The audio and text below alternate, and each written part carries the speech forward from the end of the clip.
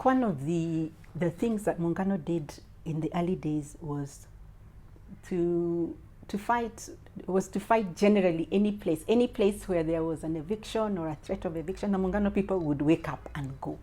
And one of the things they would do was to refuse to give quiet enjoyment to the person who had grabbed the land. So they would go, and if there was a wall, they would push down the wall. And it didn't matter at that time, those early days, it didn't matter whether the land was in a slum settlement or not.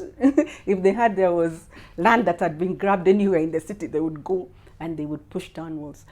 And this was captured a lot in the media. So there was a lot, if you read the media around those years, almost every day you'd find people went and pushed down the wall here, they did this here, they resisted here.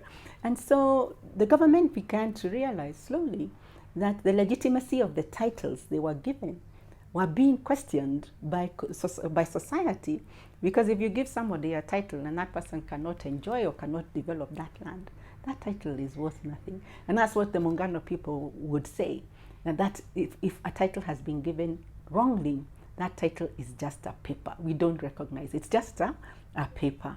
So that now began to challenge the state, and the state began to realize, and unless now it begins to do something about addressing these land issues, things would go out of control. So slowly, they started working on the National Land Commission after the new government, after multipartyism and the NAG government came into power, because those were some of the fundamental issues that were affecting society, not only the urban poor, but also other groupings like the pastoralists, these illegal allocations of land.